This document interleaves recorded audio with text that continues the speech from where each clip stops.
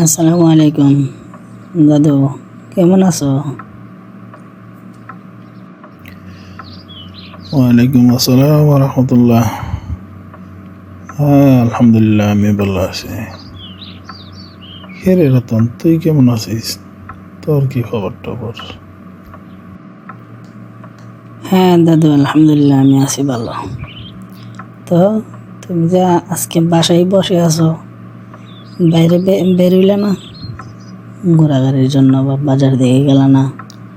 তোমাকে না পেয়ে খুঁজতে খুঁজতে তোমার বাসায় এসে পড়ছি।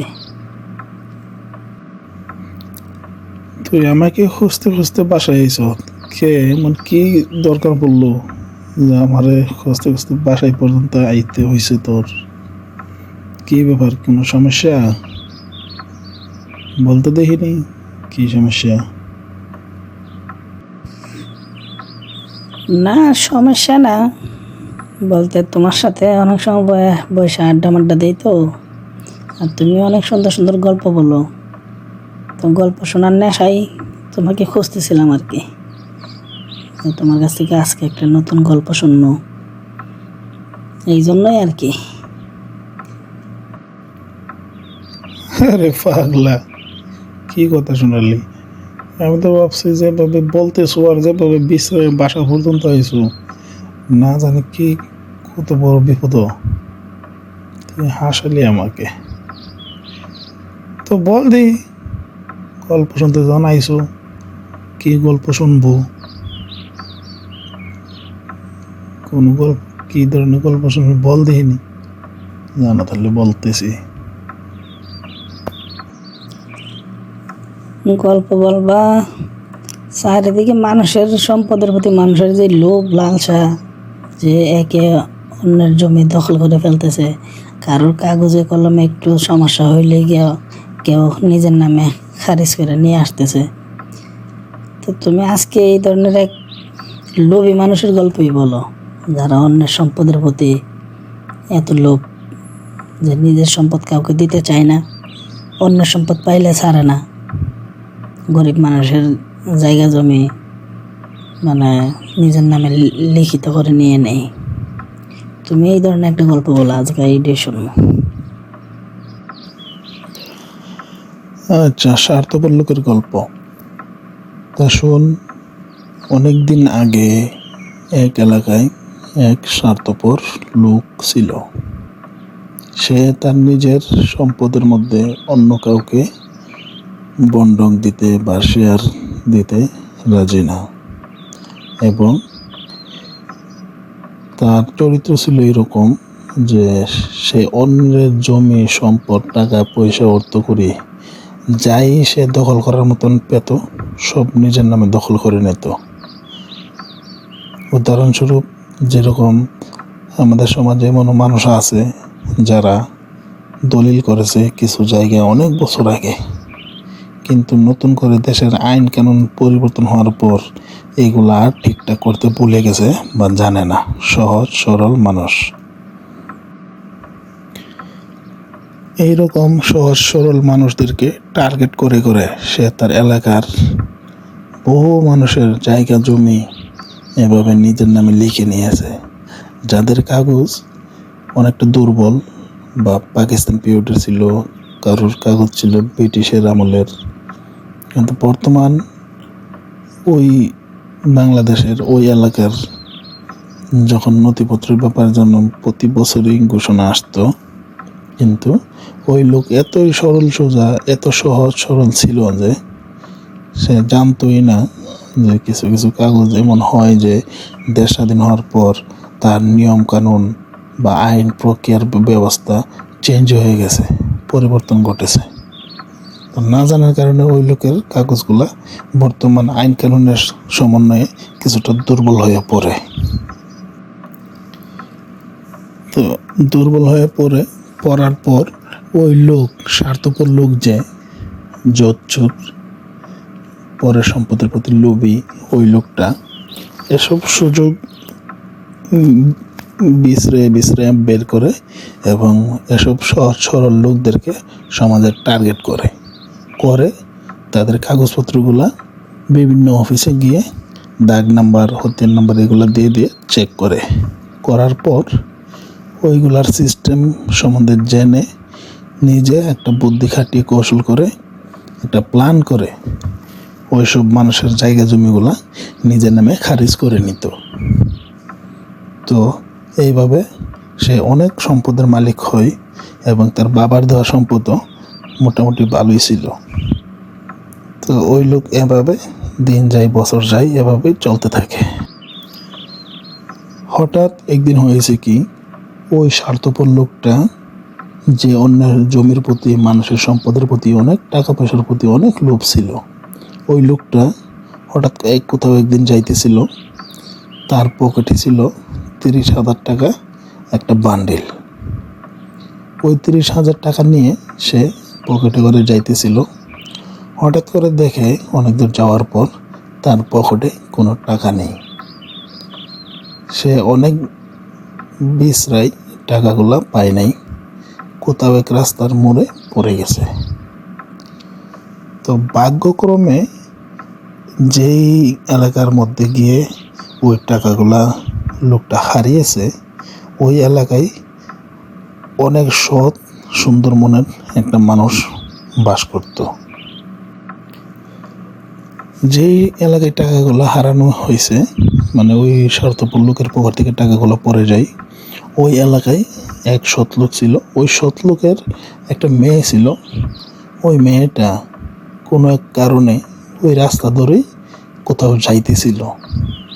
তো যাওয়ার পথে ওই মেয়েটা দেখতে পায় যে একটা টাকার বান্ডেল। তো ওই বান্ডেলটা, সে টাকার বান্ডেলটা নিজের হাতে নেই এবং টাকাগুলো এনে সে তার বাবাকে বলে যে, বাবা আমি রাস্তার মধ্যে এই টাকাটা এমনি এমনি এমনি এমনি যাইতেছিলাম, তো এইভাবে আমি টাকাগুলো রাস্তার মধ্যে কুড়িয়ে পেয়েছি। তো ওই লোকটা ছিল অনেক সৎ এবং ভালো মানুষ। ওই লোকটাও, সৎ লোকটা বাজার থেকে বাড়িতে আসার পথে সে শুনে এসেছে বাজারের মধ্যে মানুষ কানাকানি কথা বলতেছে যে পাশের গ্রামেরই তারই দুঃসম্পর্কের ছোটোবেলার এক বন্ধু, ওই স্বার্থপর লোকটা নাকি 30,000 টাকা হারিয়ে ফেলেছে। তো তার মেয়ে যখন এই টাকার বান্ডেলটা তার হাতে দেয়, সে বলে, মা টাকাটা পেয়েছো, অনেক ধন্যবাদ তোমাকে, ভালো হয়েছে। তো তুমি এখান থেকে তো টাকা টুকা সরাও নাই, নেও নাই। সে মেয়ে বললো, না বাবা, আমি একটা টাকাও কোনো কিছু করি নাই, যেভাবে পেয়েছি আমি আপনাকে ঠিক সেভাবেই দিয়েছি। তো বাবা খুশি মনে বললো, মা অনেক ভালো করেছো, তো ঠিক আছে আমি দেখি কার টাকা ফিরিয়ে দিয়ে আসি। তো বাবা তার মেয়েকে টাকা ফিরিয়ে দেওয়ার কথা বলে নিজের হাতে টাকাগুলো নিয়ে ওই টাকাওয়ালা লোককে খুঁজতে বেরোয়। বাজারে গিয়ে শুনে কি, তারই ছোটোবেলার বন্ধু পাশের গ্রামের ওই লোকের কাছে যায়, গিয়ে বলে, বন্ধু এই ধরো তোমার টাকা, আমার মেয়ে পেয়েছিল, তখন আমি ওই টাকাগুলো আমার মেয়ের কাছ থেকে শুনে তোমার খবর পেয়ে তোমার কাছে নিয়ে এসেছি। তো ওই স্বার্থপর লোকটা ছিল একটা স্বার্থপর, এইরকম এত নিচু মানের। সে তাৎক্ষণিক বুদ্ধি খাটিয়ে বলে, না আমার টাকা তো 30,000 ছিল না, আমার টাকা ছিল 40,000। স্বার্থপর লোকটা তাৎক্ষণিকই প্ল্যান করে ওই সত্যবাদী লোকটাকে ফাঁসিয়ে দেয়। স্বার্থপর লোকের কথা শুনে ওই মেয়ের বাবা, সত্যবাদী যে লোকটা, মনে তার অনেক কষ্ট লাগে। কারণ টাকা যা ছিল পুরো বান্ডেলে যেমনি আছে এমনিতেই আছে, কিন্তু স্বার্থপর লোকটা তাৎক্ষণিক এক প্ল্যান করে সত্যবাদী লোকটাকে অপবাদ দিয়ে ফাঁসিয়ে দেয়। তার কাছে না বন্ধুর কোনো মূল্য আছে, না মানুষের মান সম্মানের কোনো মূল্য আছে। সে শুধু বোঝে টাকা, সম্পদ আর সব নিজের নামে করে নেওয়া। তাছাড়া স্বার্থপর লোকটা আর কিছুই বোঝে না। তো ওই সত্যবাদী লোকটা অনেক অনেকভাবে চেষ্টা করে ওই স্বার্থপর লোকটাকে বোঝানোর জন্য, কিন্তু স্বার্থপর লোকটা ছিল নাছোড়বান্দা। সে কোনোভাবেই সত্যটা মানতেছিল না যে তার 30,000 টাকাই ছিল। কিন্তু সত্যবাদী লোকটা বহুতভাবে বোঝানোর পরও সে বোঝাতে ব্যর্থ হয়।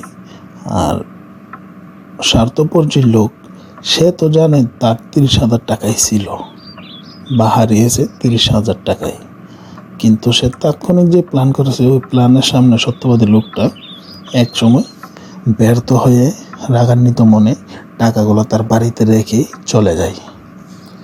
তো স্বার্থপর লোকটা, তার মনের ভিতরে এত দুষ্টামি ছিল, এত দুষ্টু আর এত খারাপ, সে এই বানিয়েটা নিয়ে একটা সিচুয়েশন ক্রিয়েট করে এবং এটাকে নিয়ে যায় গ্রামের পঞ্চায়েতের কাছে, মানে গ্রামের মধ্যে সালিশ বসাই যে আমার টাকা হারিয়েছিলাম, এমকে পেয়েছে 10,000 টাকা কম দিয়েছে।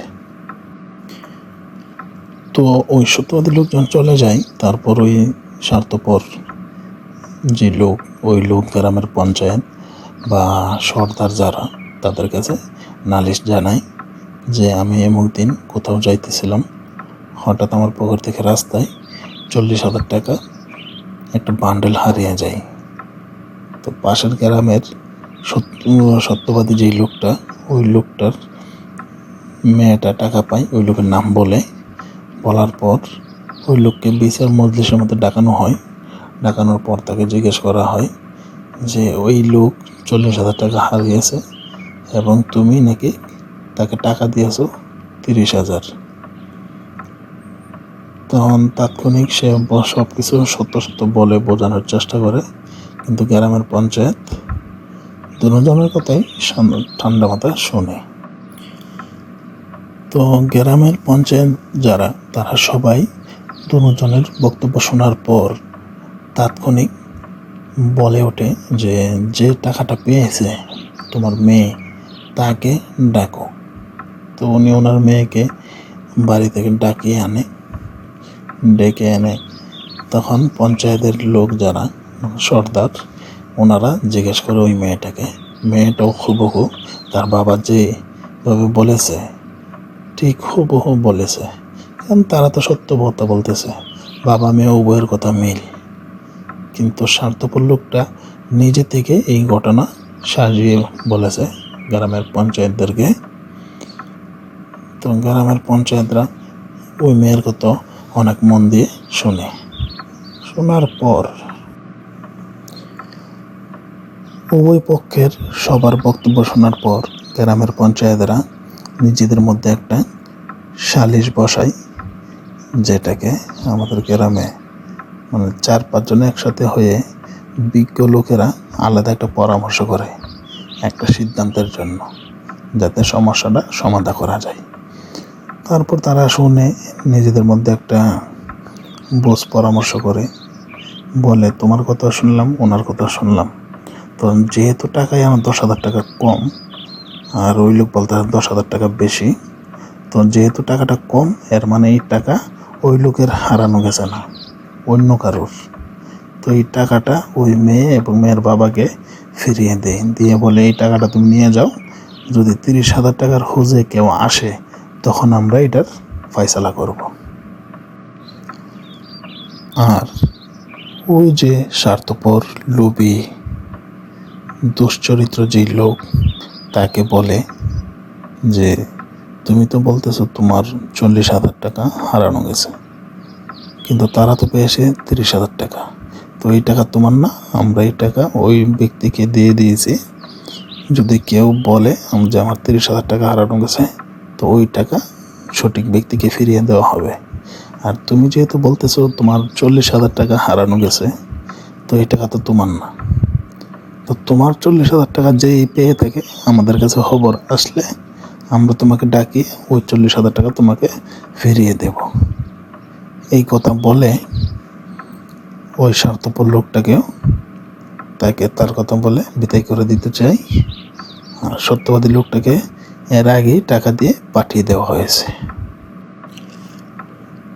গ্রামের পঞ্চায়েতদের এই কথা শুনে তাৎক্ষণিক স্বার্থপর লোকটা তার বক্তব্য পাল্টে ফেলে।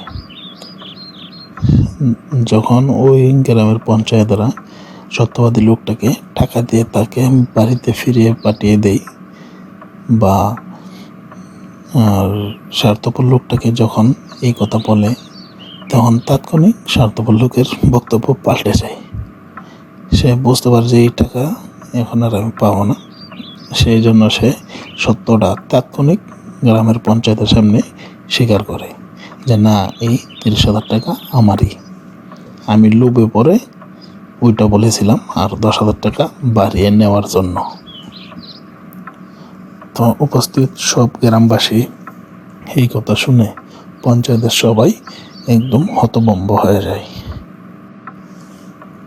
তার এই বক্তব্য শুনে, কথা শুনে, তখন গ্রামের পঞ্চায়েত যে উনি জিজ্ঞেস করে যে তুমি তো বলেছো তোমার 40,000 টাকা হারানো গেছে, ওনার তো পেয়েছে 30,000 টাকা, তো তুমি এখন বলতেছো এই 30,000 তোমার, তো প্রথমে 40,000 টাকা বলেছিলে কেন? তখন সে তার ভুল স্বীকার করে গ্রামের পঞ্চায়েতে উপস্থিত দেশের মধ্যে সবার কাছে ক্ষমা চায়।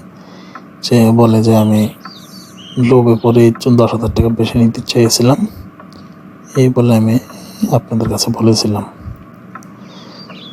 কারণ এর আগেও গ্রামের পঞ্চায়েত যারা, তারা জানতো এই স্বার্থপর লোকের চরিত্র, যে সে লোকটা একটু লোভী টাইপের। তো সব কিছু শেষে ওই লোকটা ক্ষমা চায় এবং তাকে তার টাকা ফিরিয়ে দেওয়া হয়।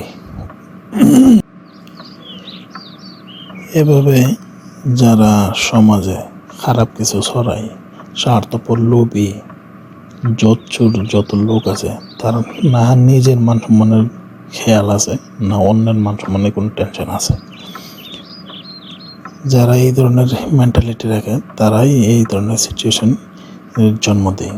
তো যেমনটা সে লোভ করেছিল তেমনটা অপমানিত হয় এবং সবার কাছে মাপ চাইতে বাধ্য হয়। আর সত্যের পথে থাকলে মানুষ জীবন ধারণের জন্য কষ্ট হয়, কিন্তু তারপরও মানুষের সম্মান নিয়ে বেঁচে থাকে সারাটা জীবন। মানুষ মারা যাওয়ার পরেও অনেক সম্মানের সাথে, ইজ্জতের সাথে স্মরণ করে এবং দোয়া করে। আর স্বার্থপর হলে এরকম দুনিয়াতে তো মানুষের সমাজে বেইজ্জতি হতে হয় এবং মরার পরও মানুষ গালি দিয়ে বলে যে এমক লোকটা খুব খারাপ ছিল। তো আজকের এই গল্পের মূল যে বিষয়টা তুই বুঝতে পারছিস, যে মানুষের জীবন ধারা কীভাবে গঠন করা উচিত। একটা কথা মনে রাখিস, জীবনে কারোর উপকার করতে না পারিস, অন্ততপক্ষে কাউকে বদনাম বা ক্ষতি করার চেষ্টা করিস না। আজকের গল্পের মূল বিষয় হলো এটা, বুঝতে পারছিস? হ্যাঁ দাদু, বুঝলাম। গল্পটা শুনে অনেক মজা লাগলো, অনেক দারুণ একটা গল্প হলেও এটা সত্য যে আমাদের চারিপাশে এই ধরনের ঘটনা প্রতিনিয়ত ঘটতে থাকে। আমরা জীবন থেকে কোনো কিছু শিখি না, এই জন্য আমাদের এই অবস্থা। তো বন্ধুরা, আশা করি গল্পটা শুনে আপনাদের ভালো লেগেছে। আসলে বাস্তব জীবনে আমাদের এমনটাই করা উচিত যে অন্তত উপকার করতে না পারি, কারোর ক্ষতি যেন না করি। সবাইকে সম্মান করা উচিত এবং অন্যের সম্পদের প্রতি লোভ করতে নেই। সবসময় সত্য কথা বলা, মানুষের বিপদে এগিয়ে যাওয়া, এটা আমাদের করা উচিত। তো আমরা আশা করব আপনাদের এই গল্প থেকে একটা জিনিস শিখতে পেরেছেন, আর আপনাদেরকে শোনাতে পেরে আমি অনেক আনন্দিত। আর সব শেষে আমি একটা কথা বলবো, ভালো থাকুন, সুস্থ থাকুন, আর অন্যকে বিপদে সাহায্য সহযোগিতা করতে এগিয়ে আসুন। তো বন্ধুরা, ঠিক আছে, দেখা হবে আবার অন্য কোনো এপিসোডে। ধন্যবাদ আপনাদের সবাইকে। আল্লাহ হাফেজ।